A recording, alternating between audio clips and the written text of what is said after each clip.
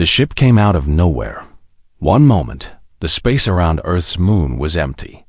The next moment, a perfect black sphere 3 kilometers wide hung in the darkness, like a hole cut into the stars.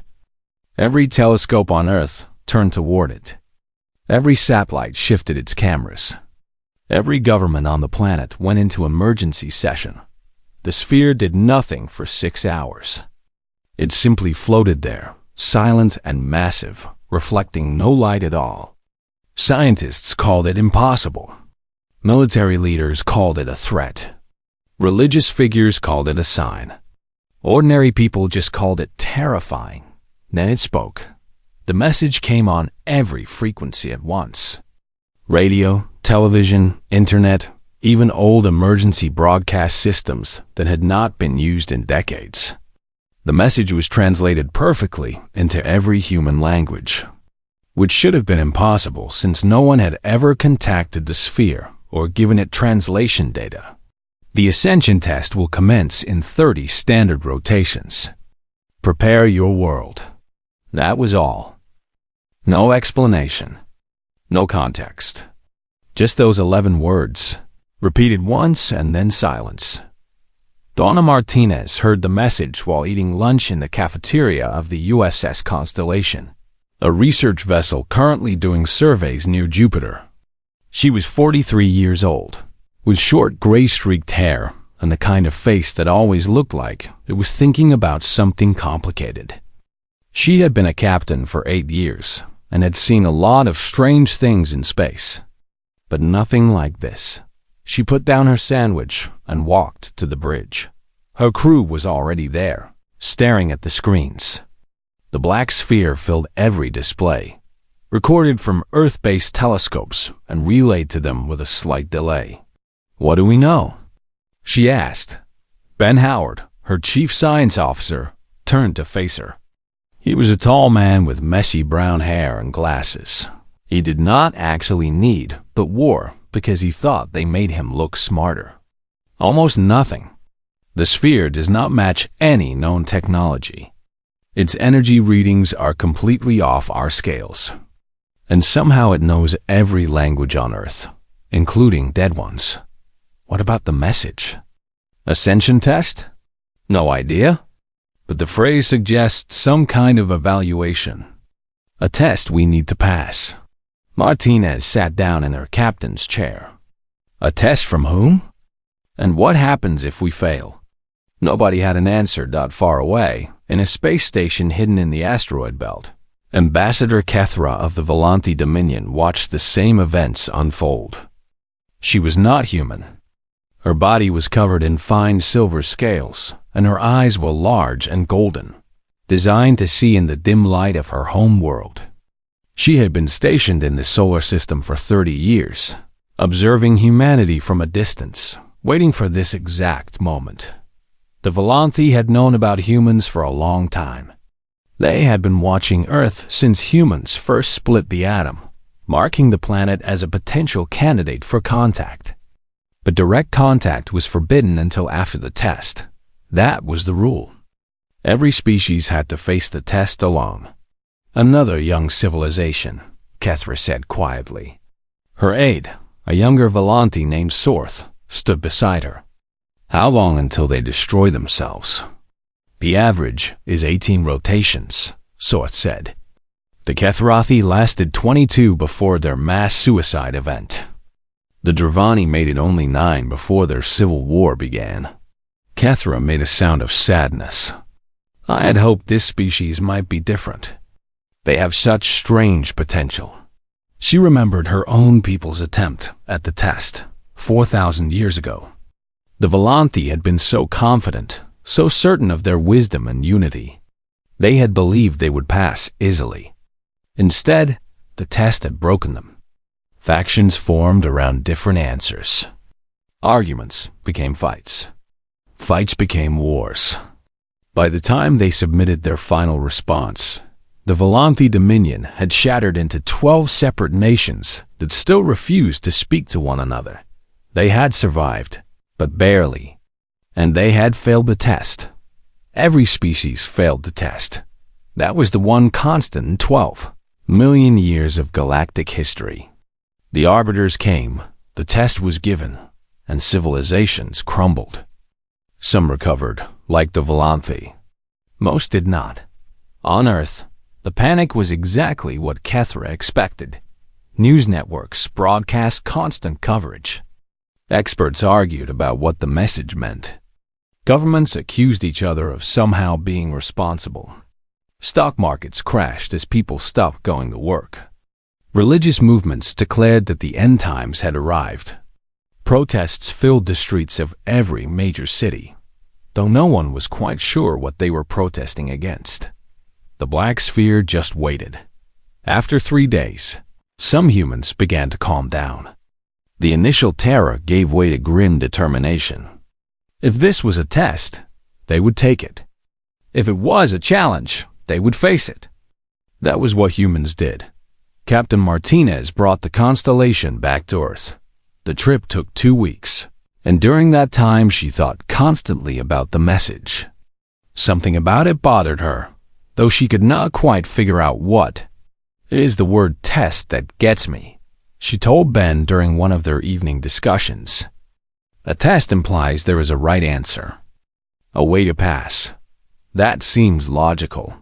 But who decides what the right answer is? Who made this test? And why do they get to judge us? Ben shrugged. They have a ship that is 3 kilometers wide and can appear out of nowhere. I think that gives them some authority. Martinez shook her head. Power is not the same as authority. My grandmother used to say that. Just because someone can do something does not mean they should or that they are right. Your grandmother sounds wise. She was a retired school teacher from Tucson. She was also the most stubborn person I ever met. Martinez smiled at the memory. She once refused to change a student's grade, even when the student's parents threatened to sue the school district. Said the grade was accurate and she would not lie about it, no matter what. What happened? The parents backed down. Grandma was scary when she wanted to be.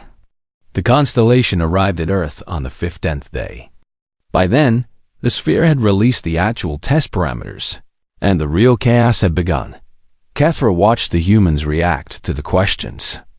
She saw the fear, the confusion, the anger. She saw families arguing and friendships breaking apart over different interpretations of what the questions meant. She saw exactly what she had seen on her own world 4,000 years ago. But she also saw something else. Something she had not expected. She saw some humans laughing. Not the laughter of madness or despair, but genuine amusement.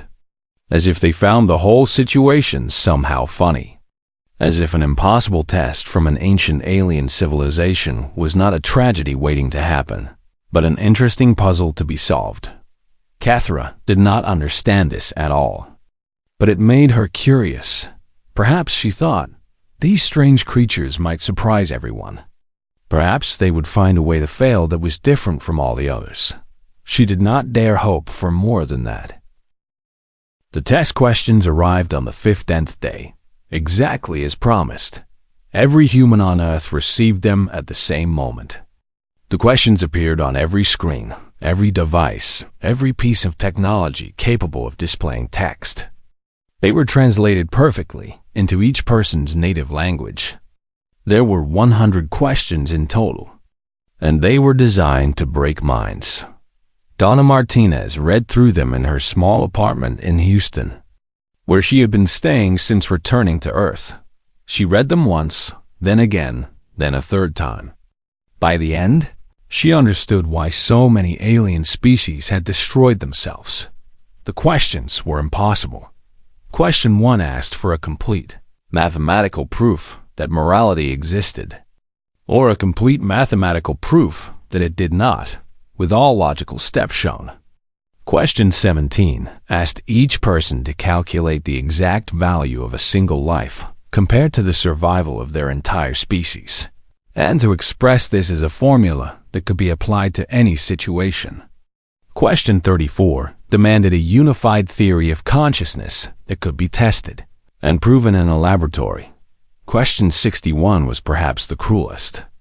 It required a complete list of every war humanity had ever fought, along with a moral defense of each one. Not just the wars that people agreed were justified, but all of them. Every conflict, every death, every choice to pick up a weapon and use it against another person. And then there was question 89, which simply asked, why should your species continue to exist? Martinez put down her tablet and stared at the wall. Around the world, similar scenes were playing out. In Tokyo, a philosophy professor read question 1 and burst into tears, because he had spent his entire career trying to answer exactly that question and had failed. In London, a government committee spent 6 hours arguing about who should be responsible for answering question 17, with no agreement reached. In Moscow, a team of scientists began working on question 34 and gave up after 2 days because every theory they proposed contradicted itself. The United Nations formed an emergency committee. The committee formed subcommittees. The subcommittees hired experts. The experts disagreed with each other and formed their own competing groups. Nothing useful was accomplished, but something strange was also happening. In a converted warehouse in Houston, a group of volunteers had started gathering. They were not government officials or appointed experts. They were just people who wanted to help. Scientists and teachers and students and retired engineers and random citizens who thought they might have something to contribute. Martinez found them on day 17, 3 days after the questions were released. She walked into the warehouse expecting chaos and found something else entirely. The space was loud and crowded, filled with people arguing and laughing and scribbling on whiteboards. Someone had set up a coffee station in one corner. Someone else had hung a banner that read, Galactic Sats, Class of 2157, in bright red letters. A group of young people was having what appeared to be a very serious debate about question 89 while eating pizza. Captain Martinez? A woman approached her, holding a clipboard. She was in her 50s, with short gray hair and sharp, intelligent eyes. I am Patricia Gomez. I teach philosophy at a small college in Oregon. Someone told me you might show up. What is all this? Martinez asked, gesturing at the chaos around them. This is humanity's unofficial test preparation center.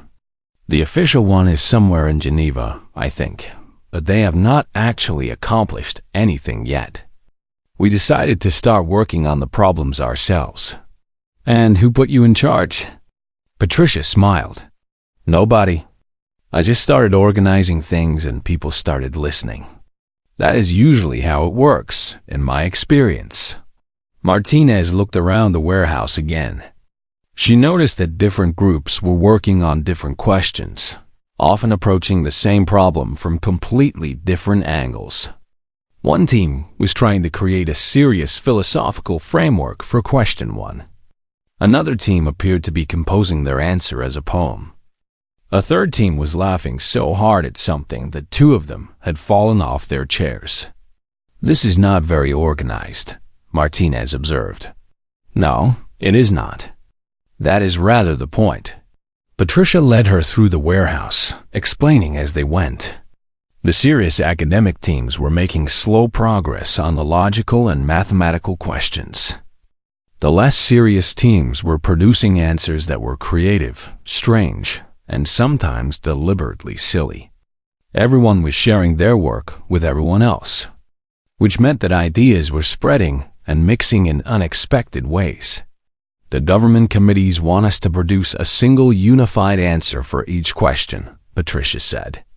They say that is what the test requires. A unified species response. And you disagree? I think the test is rigged. Patricia stopped walking and turned to face her. Look at these questions, Captain. They are not designed to be answered. They are designed to reveal contradictions. Every answer we give will be wrong by some standard. A species that tries to create perfect unified answers will tear itself apart arguing about which answer is correct. So, What do you suggest? I suggest we stop trying to be perfect. I suggest we answer honestly, even when our answers contradict each other. I suggest we show them who we actually are, instead of who we think they want us to be. A young man approached them, holding a laptop. He looked like he had not slept in days. Dr. Gomez, we have another answer for question 89. Kevin's team came up with it. Let me see. The young man turned the laptop around. On the screen was a single image, a photograph of a cat sitting in a box, looking extremely pleased with itself. Below the image were the words, "Because we are here, and that is pretty weird, right?" Patricia stared at it for a long moment. Then she started laughing. Martinez felt something shift in her chest. She had been carrying a heavy weight of fear and responsibility since the sphere first appeared, and suddenly it felt a little lighter. "You cannot seriously submit that," she said. But she was smiling. "Why not?" Patricia asked. "It is an honest answer. We do not know why we should exist. We do not know why anything should exist. But we are here, and we find that strange and wonderful, and we would like to keep being here to see what happens next." What better answer could there be? Martinez thought about her grandmother, the stubborn school teacher who refused to change a grade even under threat. She thought about all the governments and committees and experts who were trying to craft perfect answers to impossible questions. "You know," she said slowly, "I think I would like to help with this project." Patricia handed her a marker. "Welcome to the team. We have coffee in the corner, and pizza arrives at 6. Try not to take anything too seriously." It was, Martinez would later realize, the best advice anyone had given her in years. Ambassador Kethra had observed many species attempt the ascension test. She had watched the Dravani tear themselves apart in civil war after disagreeing about question 17. She had witnessed the Kethrathi descend into mass despair after failing to answer question 89. She had seen proud civilizations crumble into dust, their greatest minds broken by questions that had no correct answers. She had never seen anything like the humans. On day 20 of the test period, Kethra requested a full analysis of human preparation activities from her observation systems. The report that came back made no sense to her at all. "They are not unified," she said to her aide Sorth, scrolling through the data. "There are over 6,000 separate groups working on the test, and they are not coordinating with each other. Perhaps their governments have failed to organize them," Sorth suggested. "No, look here. Their governments have organized official response teams. The humans are simply ignoring them." She pointed at a section of the report. "This group in Japan is answering every question using only poetry. This group in Brazil is deliberately giving humorous answers. And this group..." She paused, confusion clear on her scaled face. "This group is rating each test question on a scale of 1 to 10 based on how pretentious they find it." Pretentious? It appears to be an insult. "They are insulting the founders." Sorth made a sound of disbelief. "No species has ever insulted the founders. The founders created the test. The founders built the arbiters. The founders are considered the most advanced civilization to ever exist. I am aware of that. The humans do not seem to care." Kethra continued reading the report. The more she read, the more confused she became. Human reactions to the test were all over the map. Some groups were taking it extremely seriously, producing lengthy philosophical treatises that rivaled anything the Volanthi had created. Other groups seemed to be treating the whole thing as a joke. And somehow, impossibly, these different approaches were not causing conflict. The serious groups were sharing their work with the humorous groups. The humorous groups were sending feedback to the serious groups. Ideas were flowing back and forth, mixing and combining in strange ways. A joke from one team would spark a genuine insight in another team, which would then be turned into a new joke by a third team. It was chaos. But it was productive chaos. They should be fighting, Kethra said quietly. They should be splitting into factions by now. Why are they not fighting? She did not have an answer. In Houston, the warehouse had grown into something much larger. What had started as a few hundred volunteers now numbered in the thousands. People were sleeping on cots in the corners, eating meals together at long tables, and working around the clock on the questions. Donna Martinez had become one of the unofficial leaders. Though she hated the word leader and preferred to think of herself as a coordinator, her job was mostly to make sure people had what they needed and to help different teams communicate with each other. On day 21, she sat down with Patricia Gomez to review their progress. How many answers do we have for each question? Martinez asked. For question 1, we have 47 different responses. 23 are serious attempts at philosophical proof. 12 are mathematical approaches. 7 are what I would call creative interpretations. And 5 are deliberately absurd. And we are keeping all of them? Of course. That is the point. We are not trying to find the right answer. We are trying to show the full range of human thought.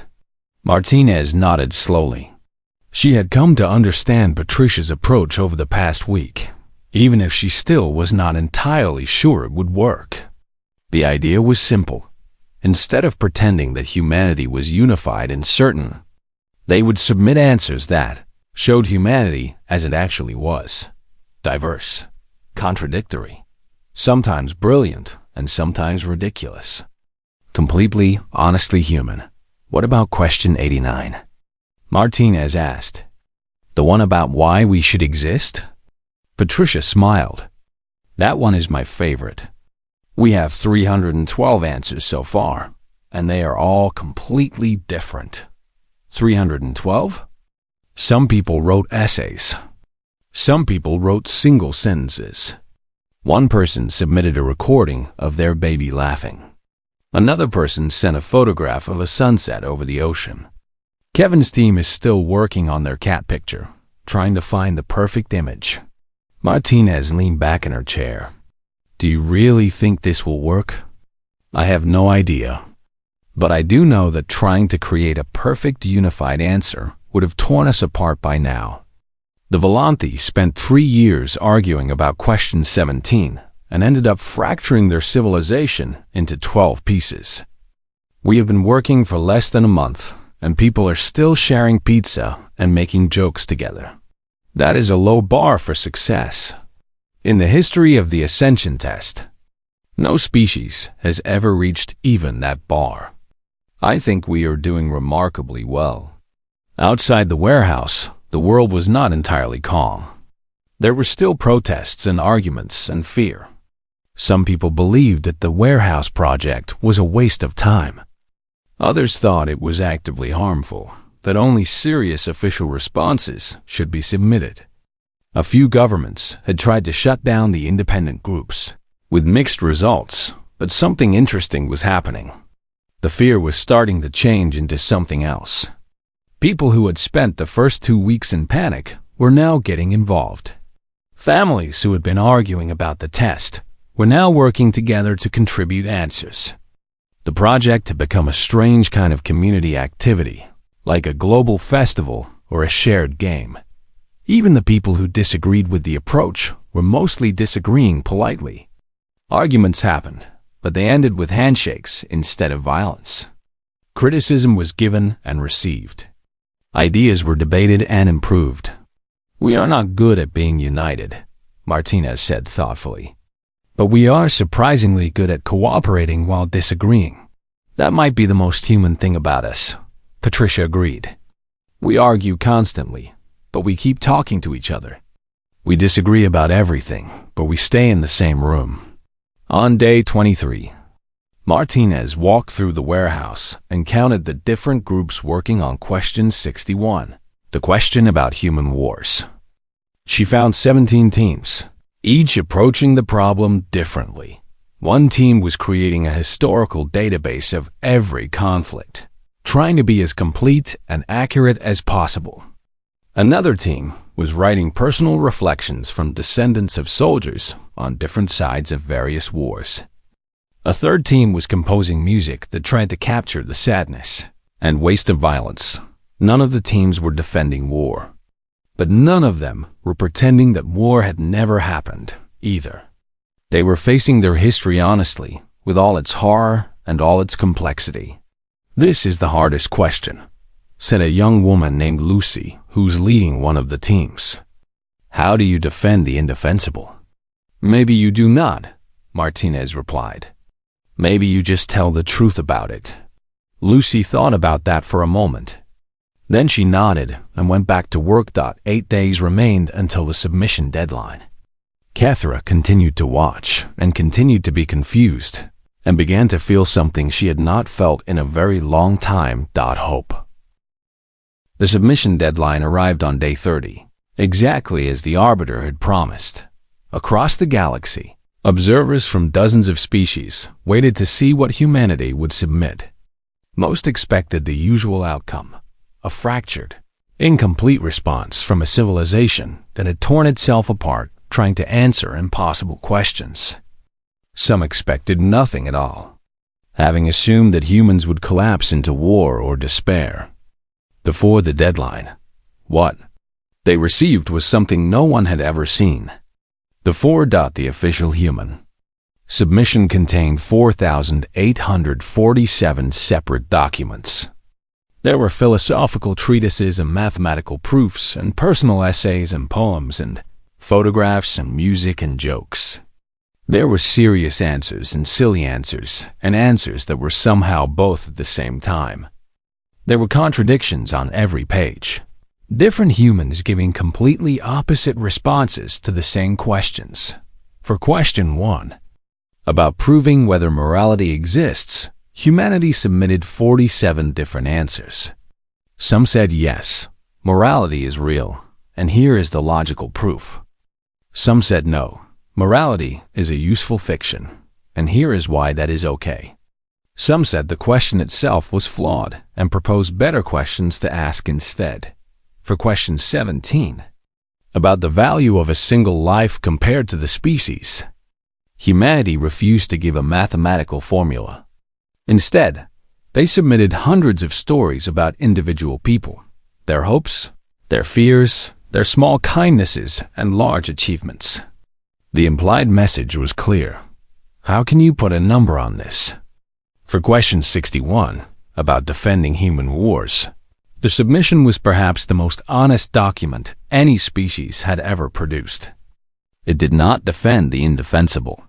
It simply told the truth. Here is what we did. Here is why we did it, as best we understand. Here is our shame and our grief.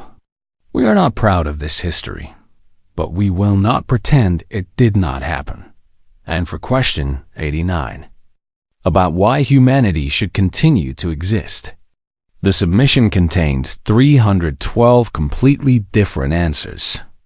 Essays about human creativity, photographs of children playing, recordings of music and laughter, a picture of a cat in a box with the caption, "Because we are here," and that is pretty weird, right? The Arbiter processed the submission in 0.03 seconds. Then something unusual happened. The Arbiter processed it again, and again, and again. In her observation station, Ambassador Kethra received an alert that the evaluation was taking longer than expected. The standard processing time was approximately 1 hour. After 6 hours with no result, she began to worry. "What is happening?" she asked, contacting other consortium observers. Nobody knew. On Earth, humans waited. The warehouse in Houston had become the unofficial center of human attention, with news cameras broadcasting live and crowds gathering outside. Donna Martinez stood near the front, next to Patricia Gomez and the hundreds of volunteers who had worked so hard over the past month. "How long does this usually take?" Martinez asked. Patricia had been researching the history of the Ascension test ever since it began. According to the records, evaluation takes about an hour. The arbiter announces the result, and then things happen. What kind of things? Depends on the species. The Volanti got their result and immediately started a civil war that lasted 2 centuries. The Kethrathi received their result and half the population gave up on life within a decade. So, either way, it is bad news. For every species so far, yes. The hours continued to pass. 12 hours. 18 hours. 24 hours. The delay was unprecedented. Throughout the consortium, observers began to speculate about what was happening. Some thought the arbiter had malfunctioned. Others believed the human submission had somehow broken the evaluation systems. Kethra finally managed to establish a direct communication link with the arbiter itself. "What is the cause of the delay?" she asked. The arbiter's voice was cold and mechanical, as it always was. "The submission is non-standard. Evaluation protocols are insufficient." Explain. "The species-designated human has submitted 4,847 separate responses to the test. Responses contain internal contradictions. Responses contain deliberate humor. Response to question 89 is a visual file depicting a mammalian creature with the text, 'Because we are here, and that is pretty weird, right?'" Kethra felt a strange sensation. It took her a moment to recognize it as surprise. Real surprise, the kind she had not felt in centuries. "They submitted multiple answers?" she said. "Correct. Additionally, 847 of the responses include explicit criticism of the test itself.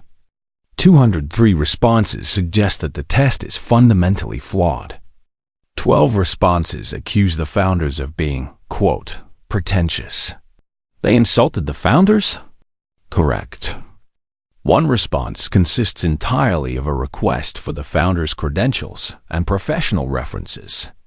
Kethra sat down heavily. In 12 million years of the Ascension test, no species had ever asked to see the founders' qualifications. No species had ever questioned whether the founders had the right to judge them. No species had ever responded to an impossible test by pointing out that the test itself might be the problem. "Continue the evaluation," she told the arbiter. "I need to know the result. Evaluation is ongoing. Standard protocols do not apply. New analysis is required." On Earth, Day 31 arrived with no announcement. Then Day 32. Then Day 33. The waiting was difficult, but humans were surprisingly good at waiting when they had to be. Life continued. People went back to work. Children went to school. The warehouse volunteers started cleaning up and organizing their materials, preparing for whatever came next. Martinez spent most of her time answering questions from reporters and government officials. Everyone wanted to know what the submission had contained and why the result was taking so long. "We submitted honest answers," she told them over and over. "We showed them who we really are. But the answers contradict each other," one reporter said. "Does that not make us look disorganized?" "We are disorganized. We are also creative and stubborn and occasionally ridiculous. If they wanted to meet a perfect species, they came to the wrong planet." Patricia laughed when she heard about that exchange. "Perfect answer," she said. "I was not trying to give a perfect answer. I was just telling the truth. Yes, that is what makes it perfect." On Day 35, the arbiter ship moved. It shifted from its position near the moon into a lower orbit around Earth, close enough to be visible from the surface without a telescope. The obsidian sphere hung in the sky like a second moon, dark and massive and impossible. Humans looked up and wondered what it meant. In Houston, Martinez gathered her team in the warehouse one last time. Whatever was about to happen, they would face it together. They had done their best. They had been honest. If that was not enough, At least they had not destroyed themselves, trying to be something they were not. "Whatever happens," Patricia said quietly, "I am proud of what we accomplished." Martinez nodded. "Me too." The Arbiter began its final broadcast, and the galaxy held its breath. The broadcast began at noon, Houston time. Every screen on Earth displayed the same message. Every speaker played the same voice. The Arbiter spoke in that cold, mechanical tone that had haunted human nightmares for the past 35 days. But this time, the words were different from anything anyone expected. Species designated human. Your submission to the Ascension test has been evaluated. Donna Martinez stood in the Houston warehouse, surrounded by thousands of volunteers who had become her friends over the past month. Patricia Gomez was beside her. Ben Howard had come down from the Constellation to be there. Even Kevin, the young man who had proposed the cat picture for question 89, was standing nearby, looking terrified. Your submission is non-compliant with test parameters, the Arbiter continued. Your species has not provided unified answers. Your species has demonstrated inconsistent philosophical frameworks. Your species has included content that is irrelevant, contradictory, and in 12 cases, deliberately offensive to the founders. Martinez felt her heart sink. They had failed. Of course they had failed. She had known all along that this would probably happen. But some small part of her had hoped for something different. Then the Arbiter said a word that changed everything. However, the warehouse fell silent. Throughout the world, billions of humans stopped whatever they were doing and listened. The Ascension test was designed by the founders 12 million years ago. Its purpose was to identify species capable of joining the galactic community. In that time, 8,432 species have attempted the test. All have failed. Many have been destroyed by the attempt. Patricia grabbed Martinez's arm. Her grip was tight enough to hurt. The founders designed the test to be impossible, the Arbiter said. This was intentional. The test was not meant to be passed through correct answers. The test was meant to reveal how species respond to impossible challenges. Martinez felt something shift in her understanding. The test was impossible. It had always been impossible.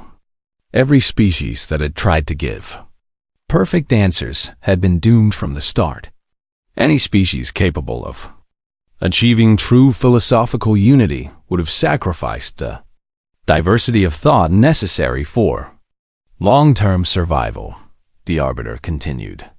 Any species capable of answering all questions correctly would have already lost the creative chaos that drives adaptation and growth. The test was not designed to be passed. It was designed to be a filter. A filter for what? Someone whispered as if hearing the question. The Arbiter answered. The test was designed to filter out species that would conform to impossible standards. The test was designed to filter out species that would destroy themselves seeking perfection. The test was designed to wait. A pause. A long, heavy pause. To wait for a species that would look at an impossible test and respond with honesty, humor, and the acknowledgement that they did not know all the answers and were comfortable with that uncertainty. Martinez felt tears forming in her eyes. She was not the only one. Throughout the warehouse, people were crying and laughing and holding on to each other. In 4,847 submissions, the species designated human has demonstrated the following qualities: honesty about their own flaws, creativity in approaching problems, humor in the face of the unknown, cooperation despite disagreement, and the wisdom to question the test itself rather than assuming it was beyond question. The Arbiter's voice shifted. It became warmer somehow, less mechanical, as if something ancient and tired was finally allowing itself to feel. The founders left one final message to be delivered to the first species that responded as you have. The message is as follows. Another pause. The entire planet seemed to hold its breath. We were like you once. We were diverse and contradictory, and sometimes foolish. We argued with each other and laughed at ourselves and faced impossible challenges with stubborn creativity. Then we grew. We became unified. We became certain. We became perfect. And in our perfection, we lost everything that had made us worth preserving. By the time we realized our mistake, it was too late. We were dying, and there was nothing left of who we had once been. In the Consortium Observation Station, Ambassador Kethra listened with tears streaming down her scaled face. She had never heard this message before. No one had. In 12 million years, no one had ever earned the right to hear it. We built this test hoping someone would eventually have the wisdom to see through it, the founder's message continued. We hoped that someday a species would arrive that was stubborn enough to question our authority, creative enough to find their own answers, and humble enough to admit they did not know everything. We are gone now. Our mistakes cannot be undone. But perhaps you will do better. The arbiter's voice returned to its mechanical tone. Message ends. The species designated human has passed the ascension test. Welcome to the galaxy. Additional data transmission will begin immediately. The obsidian sphere began broadcasting. Star charts. Translation protocols. Scientific knowledge. Historical records. A galaxy's worth of information freely shared. In Houston, chaos erupted. People were screaming and crying and hugging each other. Someone started playing music. Someone else started dancing. The celebration spread from the warehouse, to the streets, to the cities, to the entire world. Martinez found Patricia in the crowd. They held on to each other without speaking, because there were no words for what they were feeling. We passed, Patricia finally said.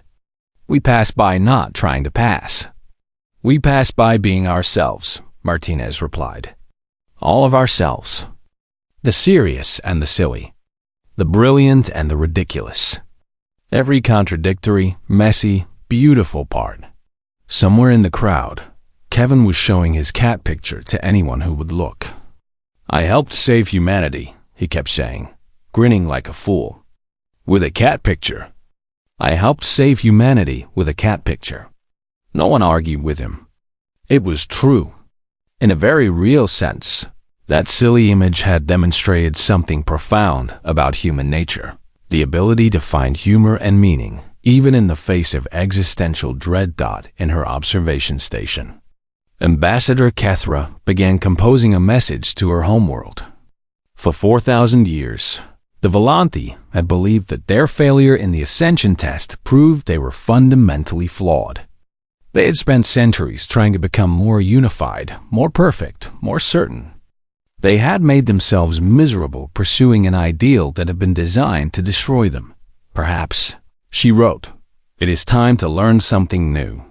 Perhaps it is time to embrace our contradictions instead of fighting them. Perhaps the humans can teach us how to laugh at ourselves again. The message was long. She wrote about everything she had observed.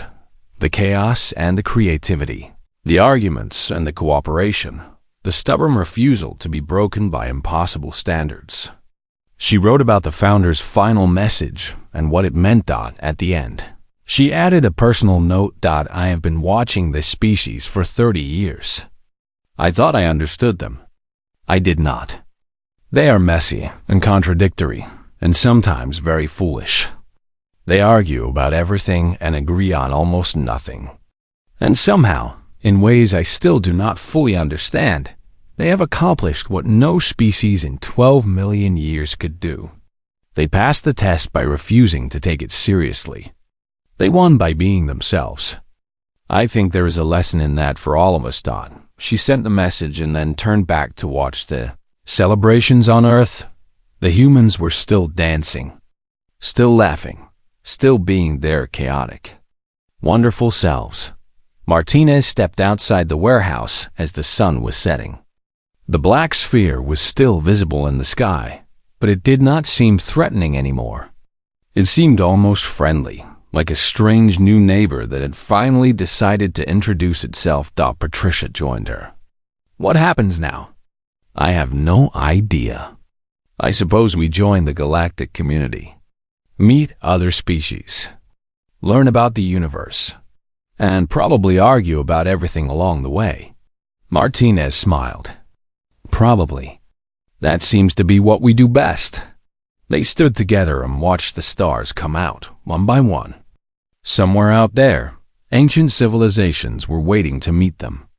Somewhere out there, the founder's legacy was finally complete, and on a small blue planet in an ordinary solar system, a species of talking primates was throwing the biggest party in the history of the galaxy, celebrating the fact that they had saved themselves by being exactly who they were: messy, contradictory, occasionally ridiculous, completely, wonderfully human.